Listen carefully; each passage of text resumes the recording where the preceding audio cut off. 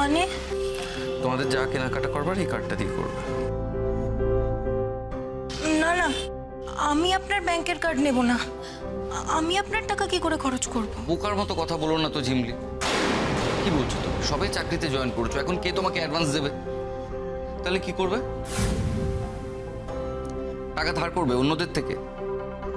এটাই আমি চাই না ঝিমলি। আমি চাই না তুমি বা তোমার পরিবারের কেউ কারো কাছে হাত পাতো। আপনি কেন আমাদের খরচার দায়ভার নেবেন বলুন তো?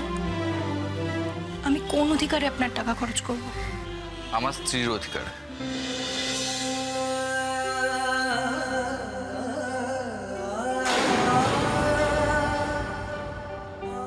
তুমি আমার স্ত্রী ঝিমলি।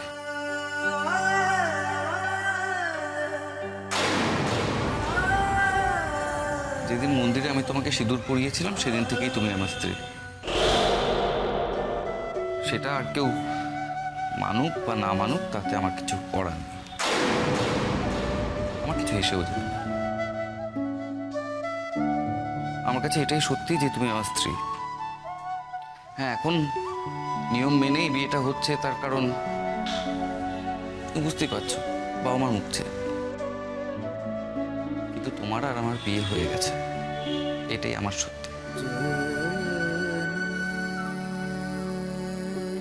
কিন্তু আপনি এভাবে টাকাগুলো খরচা করবেন, আপনার বাড়ির লোক মেনে নেবেন না। আপনার বাবা মা যদি রাগ করেন? কি আশ্চর্য, রাগ করবার কি আছে? আচ্ছা, আমাকে একটা কথা তুমি বোঝাও তো। আমি তো বাবার টাকা নিয়ে তোমাকে দিচ্ছি তা নয়। এটা তো আমার টাকা, আমার রোজগার করা টাকা, ট্রাস্ট মি। সেটা আমি তোমাকে দিলে সেটা কেন? সিম্পলি কি আশ্চর্য! একজন স্বামী হিসেবে আমি আমার স্ত্রীর পরিবারের কথা ভাববো, এতে অন্যায়ের কি আছে? এই কার্ডটা নাও প্লিজ। ঝিমলি প্লিজ আমার কথা শোনো, এই কার্ডটা নাও। না মা,